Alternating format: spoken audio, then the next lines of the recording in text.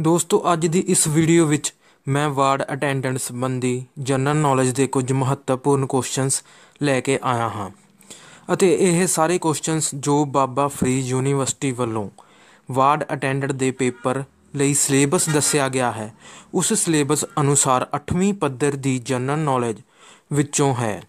ਜੇਕਰ ਤੁਸੀਂ ਇਸ ਵੀਡੀਓ ਦਾ ਵੱਧ ਤੋਂ ਵੱਧ ਫਾਇਦਾ ਲੈਣਾ ਚਾਹੁੰਦੇ ਹੋ ਤਾਂ ਇਸ ਵੀਡੀਓ ਨੂੰ ਸ਼ੁਰੂ ਤੋਂ ਲੈ ਕੇ ਅੰਤ ਤੱਕ ਜ਼ਰੂਰ ਦੇਖਿਓ।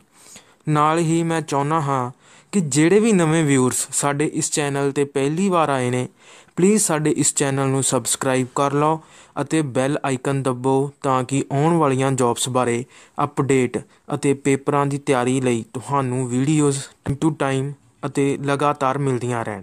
ਤਾਂ ਹੁਣ ਮੈਂ ਤੁਹਾਨੂੰ ਲੈ ਚੱਲਦਾ ਹਾਂ ਕੁਐਸਚਨਸ ਉੱਪਰ। ਸਭ ਤੋਂ ਪਹਿਲਾ ਪ੍ਰਸ਼ਨ ਆ, ਮੁੱਢਲੀ ਸਹਾਇਤਾ ਕੀ ਹੈ? ਮੁੱਢਲੀ ਸਹਾਇਤਾ ਕੀ ਹੈ?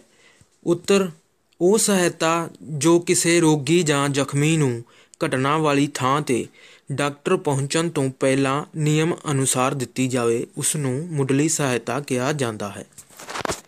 ਨੈਕਸਟ ਪ੍ਰਸ਼ਨ ਆ, ਮੁੱਢਲੀ ਸਹਾਇਤਾ ਲਈ ਕਿਹੜਾ ਸਮਾਨ ਜ਼ਰੂਰੀ ਹੈ?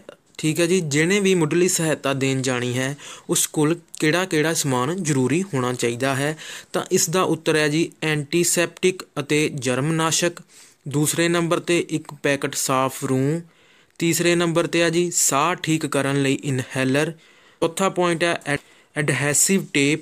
ਪੰਜਵਾਂ ORS ਪੈਕਟ। ਛੇਵੇਂ ਨੰਬਰ 'ਤੇ ਪੱਟੀਆਂ ਅਤੇ ਸੱਤਵੇਂ ਨੰਬਰ 'ਤੇ ਇਸ ਕੋਲ ਥਰਮਾਮੀਟਰ, ਕੈਂਚੀ, ਚਿਮਟੀ ਅਤੇ ਟਾਰਚ। ਜਿਹੜਾ ਇਹ ਸਮਾਨ ਹੈ ਮੁੱਢਲੀ ਸਹਾਇਤਾ ਦੇਣ ਵਾਲੇ ਕੋਲ ਜ਼ਰੂਰੀ ਹੋਣਾ ਚਾਹੀਦਾ ਹੈ। ਅਗਲਾ ਪ੍ਰਸ਼ਨ ਹੈ ਜੀ, ਭੋਜਨ ਦਾ ਮੁੱਖ ਕੰਮ ਕੀ ਹੈ? ਉੱਤਰ ਆ, ਭੋਜਨ ਸਰੀਰ ਦੇ ਟੁੱਟੇ ਭੱਜੇ ਸੈੱਲਾਂ ਦੀ ਮੁਰੰਮਤ ਕਰਦਾ ਹੈ। ਨੈਕਸਟ ਪੁਆਇੰਟ ਆ, ਸਰੀਰ ਨੂੰ ਸ਼ਕਤੀ ਅਤੇ ਊਰਜਾ ਪ੍ਰਦਾਨ ਕਰਦਾ ਹੈ। ਨੈਕਸਟ ਪ੍ਰਸ਼ਨ, ਸੰਤੁਲਿਤ ਭੋਜਨ ਤੋਂ ਕੀ ਭਾਵ ਹੈ? ਬੈਲੈਂਸ ਡਾਈਟ ਤੋਂ ਕੀ ਭਾਵ ਹੈ?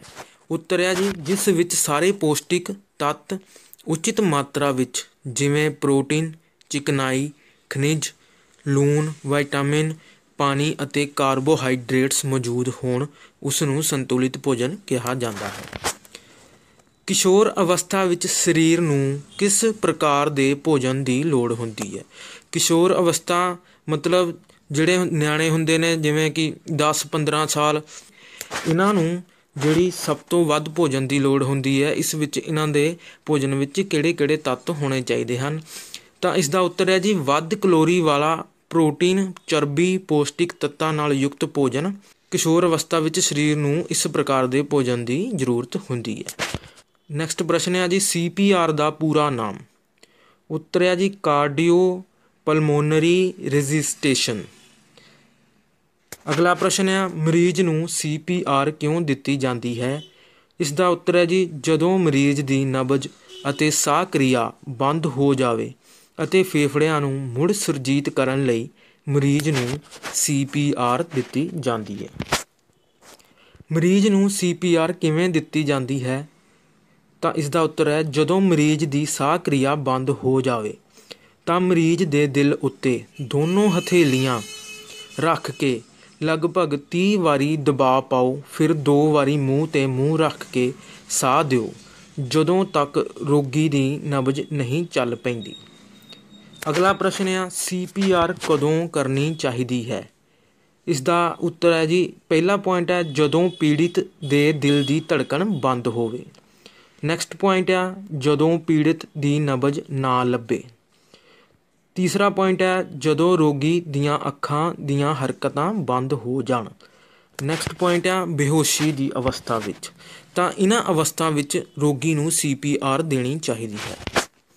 ਅਗਲਾ ਪ੍ਰਸ਼ਨ ਹੈ ਜੀ, CPR ਕਦੋਂ ਨਹੀਂ ਕਰਨੀ ਚਾਹੀਦੀ? ਜਦੋਂ ਪੀੜਿਤ ਨੂੰ ਦਿਲ ਦਾ ਦੌਰਾ ਪਿਆ ਹੋਵੇ। ਅਤੇ ਨੈਕਸਟ ਪੁਆਇੰਟ ਹੈ ਜਦੋਂ ਪੀੜਿਤ ਨੂੰ ਸਾਹ ਔਖਾ ਆ ਰਿਹਾ ਹੋਵੇ। ਤਾਂ ਇਹਨਾਂ ਅਵਸਥਾਵਾਂ ਵਿੱਚ ਜਿਹੜੀ CPR ਮਰੀਜ਼ ਨੂੰ ਨਹੀਂ ਦੇਣੀ ਚਾਹੀਦੀ। ਨੈਕਸਟ ਪ੍ਰਸ਼ਨ ਆ, ਬਨਾਉਟੀ ਸਾਹ ਦੀ ਕਿਰਿਆ ਕੀ ਹੁੰਦੀ ਹੈ?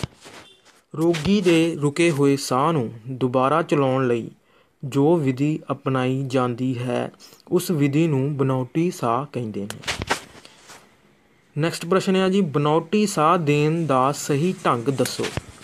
ਪਹਿਲਾ ਪੁਆਇੰਟ ਹੈ ਜੀ, ਸਭ ਤੋਂ ਪਹਿਲਾਂ ਰੋਗੀ ਦੇ ਮੂੰਹ ਵਿੱਚੋਂ ਜੋ ਕੋਈ ਰੁਕਾਵਟ ਹੋਵੇ ਉਸ ਨੂੰ ਦੂਰ ਕਰੋ। ਨੈਕਸਟ ਪੁਆਇੰਟ, ਫਿਰ ਇੱਕ ਹੱਥ ਨਾਲ ਰੋਗੀ ਦੀ ਠੋਡੀ ਫੜ ਕੇ ਅਤੇ ਦੂਜੇ ਹੱਥ ਨਾਲ ਰੋਗੀ ਦਾ ਨੱਕ ਬੰਦ ਕਰਕੇ ਮੁੱਢਲਾ ਸਹਾਇਕ ਆਪਣੇ ਮੂੰਹ ਵਿੱਚ ਹਵਾ ਭਰ ਕੇ ਰੋਗੀ ਦੇ ਮੂੰਹ 'ਤੇ। ਨੈਕਸਟ ਪ੍ਰਸ਼ਨ ਹੈ ਜੀ, ਬਨਾਵਟੀ ਸਾਹ ਦੇਣ ਦੀ ਕਿਰਿਆ ਕਿੰਨੀ ਵਾਰ ਕਰਨੀ ਚਾਹੀਦੀ ਹੈ? ਤਾਂ ਇਸ ਦਾ ਉੱਤਰ ਹੈ ਜੀ 12 ਤੋਂ 16 ਵਾਰ। ਨੈਕਸਟ ਪ੍ਰਸ਼ਨ ਹੈ ਜੀ, ਸ਼ੈਫਰ ਢੰਗ ਦੀ ਕਿਰਿਆ ਕੀ ਹੈ? ਤਾਂ ਇਸ ਦਾ ਉੱਤਰ ਹੈ ਜੀ ਬਨਾਵਟੀ ਸਾਹ ਦੇਣ ਦੀ ਵਿਧੀ। ਅਗਲਾ ਪ੍ਰਸ਼ਨ, ਸ਼ੈਫਰ ਢੰਗ ਦੀ ਖੋਜ ਕਿਸ ਨੇ ਕੀਤੀ? ਤਾਂ ਇਸ ਦਾ ਉੱਤਰ ਹੈ ਜੀ ਐਡਵਰਡ ਸ਼ੈਫਰ ਨੇ। ਨੈਕਸਟ ਪ੍ਰਸ਼ਨ ਹੈ ਜੀ, ਸ਼ੈਫਰ ਢੰਗ ਦੀ ਵਰਤੋਂ ਕਦੋਂ ਕੀਤੀ ਜਾਂਦੀ ਹੈ? ਤਾਂ ਇਸ ਦਾ ਉੱਤਰ ਹੈ ਜੀ, ਪਹਿਲਾ ਪੁਆਇੰਟ ਦੇਖੋ, ਜਦੋਂ ਪੀੜਿਤ ਦੇ ਨੱਕ, ਮੂੰਹ ਅਤੇ ਕੰਨ ਵਿੱਚੋਂ ਖੂਨ ਵਗ ਰਿਹਾ ਹੋਵੇ। ਦੂਸਰਾ ਪੁਆਇੰਟ, ਜਾਂ ਮਰੀਜ਼ ਦੀ ਜਬਾੜੇ ਦੀ ਹੱਡੀ ਟੁੱਟੀ ਹੋਵੇ। ਨੈਕਸਟ ਪੁਆਇੰਟ, ਜਾਂ ਮਰੀਜ਼ ਨੇ ਜ਼ਹਿਰ ਨਿਗਲਿਆ ਹੋਵੇ। ਤਾਂ ਇਹਨਾਂ ਅਵਸਥਾਵਾਂ ਵਿੱਚ ਸ਼ੈਫਰ ਢੰਗ ਦੀ ਵਰਤੋਂ ਕੀਤੀ ਜਾਂਦੀ ਹੈ। ਨੈਕਸਟ ਪ੍ਰਸ਼ਨ ਹੈ ਜੀ, ਸ਼ੈਫਰ ਢੰਗ ਦੀ ਵਰਤੋਂ ਕਰਦੇ ਸਮੇਂ ਮਰੀਜ਼ ਦੀ ਕੀ ਸਥਿਤੀ ਹੁੰਦੀ ਹੈ? ਤਾਂ ਇਸ ਦਾ ਉੱਤਰ ਹੈ ਜੀ, ਮਰੀਜ਼ ਨੂੰ ਪੇਟ ਦੇ ਭਾਰ ਲਿਟਾ ਦਿੱਤਾ ਜਾਂਦਾ ਹੈ। ਪ੍ਰਸ਼ਨ ਹੈ ਜੀ, ਨੈਕਸਟ ਪ੍ਰਸ਼ਨ ਹੈ ਜੀ, ਪ੍ਰੋਟੀਨ ਕੀ ਹਨ? ਉੱਤਰ ਹੈ ਜੀ, protein carbon, hydrogen, oxygen, nitrogen ਅਤੇ ਗੰਧਕ ਦੇ ਰਸਾਇਣਾਂ ਦੇ ਸੰਯੋਗ ਨਾਲ ਬਣਦੇ ਹਨ। ਨੈਕਸਟ ਪ੍ਰਸ਼ਨ ਹੈ ਜੀ, ਪ੍ਰੋਟੀਨ ਨੂੰ ਹੋਰ ਕਿਸ ਨਾਮ ਨਾਲ ਜਾਣਿਆ ਜਾਂਦਾ ਹੈ? ਤਾਂ ਇਸ ਦਾ ਉੱਤਰ ਹੈ ਜੀ ਨਿਊਟ੍ਰੀਸ਼ੀਅਨਸ ਭੋਜਨ। ਠੀਕ ਹੈ ਜੀ, ਇਸ ਨੂੰ ਨਿਊਟ੍ਰੀਸ਼ੀਅਨਸ ਭੋਜਨ ਵੀ ਕਿਹਾ ਜਾਂਦਾ ਹੈ। ਨੈਕਸਟ ਪ੍ਰਸ਼ਨ ਹੈ ਜੀ, ਪ੍ਰੋਟੀਨ ਕਿੰਨੇ ਪ੍ਰਕਾਰ ਦੇ ਹੁੰਦੇ ਹਨ? ਤਾਂ ਉੱਤਰ ਹੈ ਜੀ, ਪ੍ਰੋਟੀਨ 2 ਪ੍ਰਕਾਰ ਦੇ ਹੁੰਦੇ ਹਨ। ਪਹਿਲਾ ਪੁਆਇੰਟ, ਜੀਵ ਪ੍ਰੋਟੀਨ, ਜੋ ਕਿ ਮਿਲਦੇ ਹਨ ਮੀਟ, ਅੰਡਾ, ਦੁੱਧ, ਪਨੀਰ ਆਦਿ ਤੋਂ। ਅਗਲਾ ਪੁਆਇੰਟ ਹੈ ਬਨਸਪਤੀ ਪ੍ਰੋਟੀਨ, ਜੋ ਮਿਲਦੇ ਹਨ ਅਨਾਜ, ਦਾਲਾਂ, ਸੋਇਆਬੀਨ, ਮੂੰਗਫਲੀ, ਹਰੀਆਂ ਸਬਜ਼ੀਆਂ, ਸੁੱਕੇ ਮੇਵੇ ਆਦਿ ਤੋਂ। ਨੈਕਸਟ ਪ੍ਰਸ਼ਨ ਹੈ ਜੀ, ਸਾਧਾਰਨ ਵਿਅਕਤੀ ਦੇ ਭੋਜਨ ਵਿੱਚ ਪ੍ਰੋਟੀਨ ਦੀ ਕਿੰਨੀ ਮਾਤਰਾ ਹੋਣੀ ਚਾਹੀਦੀ ਹੈ? ਤਾਂ ਇਸ ਦਾ ਉੱਤਰ ਹੈ ਜੀ 50 ਤੋਂ 70 ਗ੍ਰਾਮ ਪ੍ਰੋਟੀਨ ਦੀ ਮਾਤਰਾ ਜਿਹੜੀ ਸਾਧਾਰਨ ਵਿਅਕਤੀ ਦੇ ਭੋਜਨ ਵਿੱਚ ਹੋਣੀ ਚਾਹੀਦੀ ਹੈ। ਅਗਲਾ ਪ੍ਰਸ਼ਨ ਹੈ ਜੀ, ਘਟਨਾ ਵਾਲੀ ਥਾਂ 'ਤੇ ਐਂਬੂਲੈਂਸ ਬੁਲਾਉਣ ਲਈ ਕਿਹੜਾ ਨੰਬਰ ਡਾਇਲ ਕਰਨਾ ਪੈਂਦਾ ਹੈ? ਤਾਂ ਇਸ ਦਾ ਉੱਤਰ ਹੈ ਜੀ 108 ਨੰਬਰ। ਨੈਕਸਟ ਪ੍ਰਸ਼ਨ ਹੈ ਜੀ, ਪ੍ਰੋਟੀਨ ਦੇ ਕਾਰਜ। ਉੱਤਰ ਹੈ ਜੀ, ਪਹਿਲਾ ਪੁਆਇੰਟ, ਇਹ ਸਰੀਰ ਦੇ ਵਿੱਚ ਨਵੀਆਂ ਕੋਸ਼ਿਕਾਵਾਂ ਦਾ ਨਿਰਮਾਣ ਕਰਦੇ ਹਨ। ਸੈਕਿੰਡ ਪੁਆਇੰਟ, ਹੱਡੀਆਂ ਨੂੰ ਮਜ਼ਬੂਤ ਕਰਦੇ ਹਨ। ਥਰਡ ਪੁਆਇੰਟ, ਸਰੀਰ ਵਿੱਚ ਹਾਰਮੋਨਸ ਦਾ ਨਿਰਮਾਣ ਕਰਦੇ ਹਨ। ਫੋਰਥ ਪੁਆਇੰਟ ਹੈ ਜੀ, ਬਿਮਾਰੀਆਂ ਦਾ ਟਾਕਰਾ ਕਰਨ ਵਿੱਚ ਸਹਾਇਕ ਹੁੰਦੇ ਹਨ। ਨੈਕਸਟ ਪ੍ਰਸ਼ਨ ਹੈ ਜੀ, ਵਾਧੂ ਪ੍ਰੋਟੀਨ ਦੇ ਨੁਕਸਾਨ। ਉੱਤਰ, ਵਾਧੂ ਪ੍ਰੋਟੀਨ ਨਾਲ ਜਿਗਰ ਅਤੇ ਗੁਰਦਿਆਂ ਦੇ ਰੋਗ ਹੋ ਜਾਂਦੇ ਹਨ। ਦੂਸਰਾ ਪੁਆਇੰਟ, ਜੋੜਾਂ ਵਿੱਚ ਦਰਦ ਸ਼ੁਰੂ ਹੋ ਜਾਂਦਾ ਹੈ। ਤੀਸਰਾ ਪੁਆਇੰਟ, ਲਹੂ ਨਾਲੀਆਂ ਸਖਤ ਹੋ ਜਾਂਦੀਆਂ ਹਨ। ਨੈਕਸਟ ਪ੍ਰਸ਼ਨ ਹੈ ਜੀ, ਕਾਰਬੋਹਾਈਡਰੇਟਸ ਕੀ ਹੁੰਦੇ ਹਨ? ਕਾਰਬੋਹਾਈਡਰੇਟਸ ਕਾਰਬਨ, ਹਾਈਡਰੋਜਨ ਅਤੇ ਆਕਸੀਜਨ ਦਾ ਸੁਮੇਲ ਹੁੰਦੇ ਹਨ।